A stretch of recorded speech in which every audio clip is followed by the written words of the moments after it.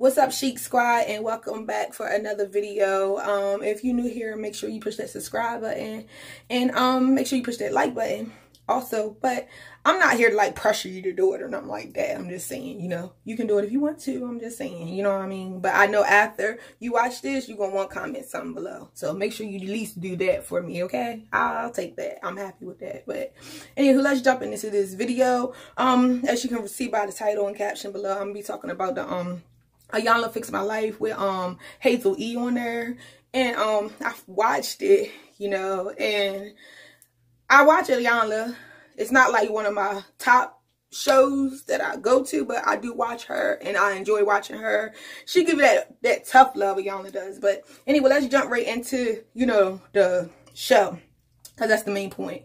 Okay, so Hazel E, you know, she had her little outburst online or whatever, and you know, she was saying, you know, as dark-skinned monkeys or whatever, blase blase, dark-skinned girls, blase blase.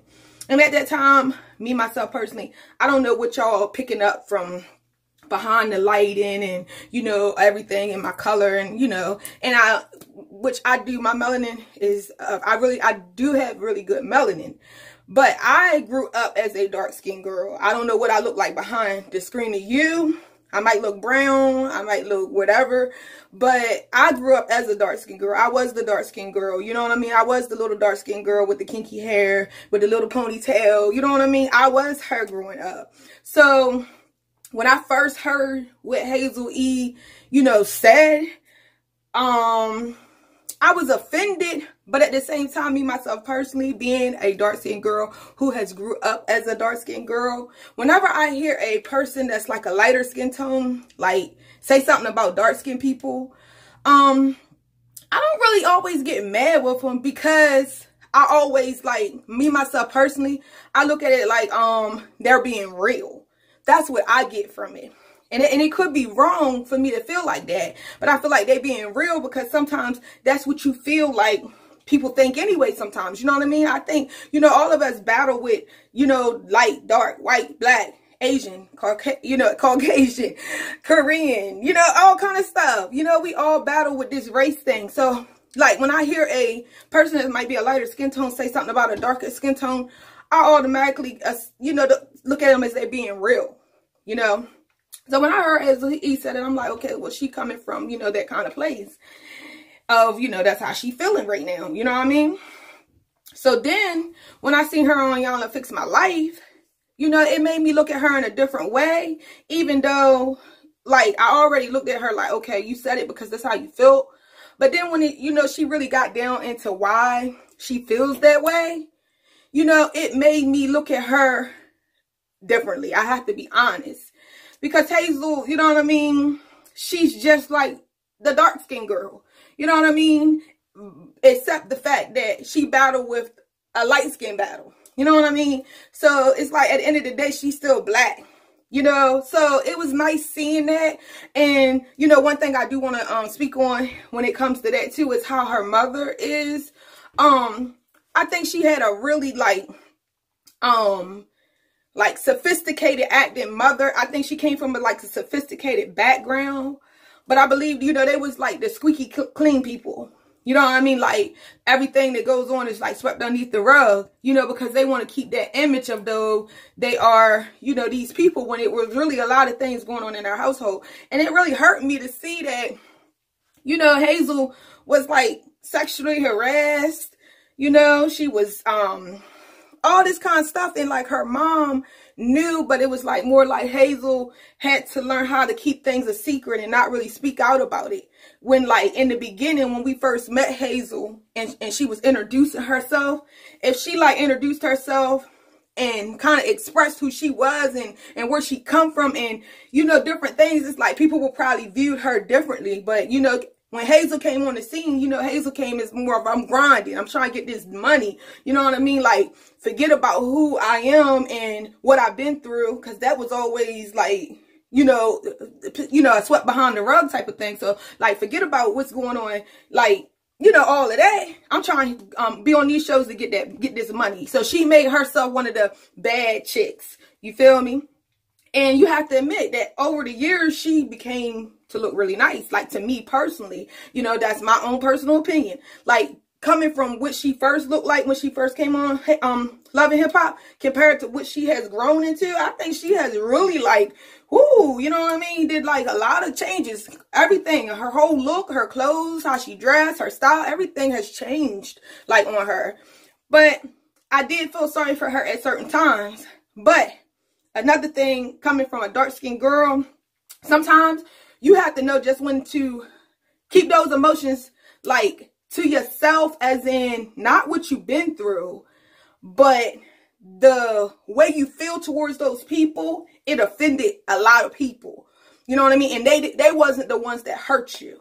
So sometimes you have to know how to just, like, Iyanla basically was telling her this. You know what I mean? But Iyanla basically was telling her this stuff. Iyanla basically was just saying, like, you know, you got to know how to use your words. You have to know how to express how you feel. Like, we all have those moments where we go through different things and we may feel like it's because of how, you know, my color is, or it's because I'm a woman, or it's because I'm this way. In certain situations, you still have to know when it's time to say, okay, I feel like this, but in this moment, it's not going to benefit me to, you know what I mean, be that type of person right now. Like, I know for a fact, I am a black woman.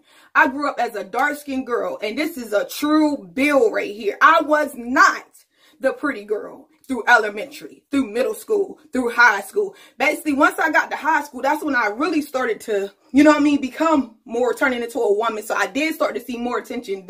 And even though some people have hurt me growing up because of the fact that, you know, I was a darker girl, I still can't take that on everybody because it wouldn't be right. So what if I get mad with every person that's lighter than me in this world because I grew up and people treated me a certain way because of my skin color. I felt like things happened to me because of my skin color. I can't carry that grudge with everybody. And I'm going to get to a more personal note, just a little bit more personal. What made me view things a lot differently with color growing up, because like growing up, I did not understand, you know, the light and dark thing. All I knew was the dark thing because I was dark. You know, and I didn't have no sisters. All I had was a brother, and my brother is darker, but he's a man. So it's like he deal with his things is different. You know, he still got the man issue, you know, that he, you know, I'm not saying he deal with that, but I'm just saying he's a man. I'm a woman. But anyway, what made me kind of like look at things a lot differently was when around like when I was like 19, 20, my 19 or something, around my earlier teen ages. My brother had a daughter. And she's mixed, and I have been watching her grow up over the years. You know what I mean? And like, I love her so much. You know what I mean? And it's just like to see that it's nothing, like, I couldn't imagine, like, I just can't even explain it. You know what I mean? But like once you experience having somebody in your life that you love, that is not the same exact skin tone as you, all that skin tone stuff will go way beyond the window. You know what I mean? Because when I look at my niece and how much I love her, I could never make my love towards her about skin color.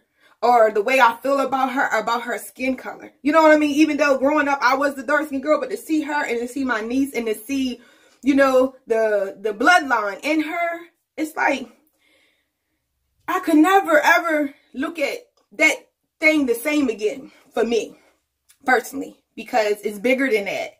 It's not about your skin color. It's about the love. You know what I mean? Because you don't want to let that carry on into your kids and drip down into your kids, you know, all of that stuff. Because that's all it is. It's something that carries down from generation to generation, that kids even feel the way that they feel, to even make kids feel the way that they feel. You know what I mean? So it's like, that's just my take on the whole thing. You know what I mean? And make sure y'all like, comment, and subscribe. And I'm going to leave this note right here. And make sure y'all go check out some of my other videos and stuff like that. But I am ready to do a review on the Real Housewives of Atlanta. So make sure y'all check out that video too. But until then, guys, I will see y'all in the next video. See you, Chic Squad. Peace out. Deuces. Say.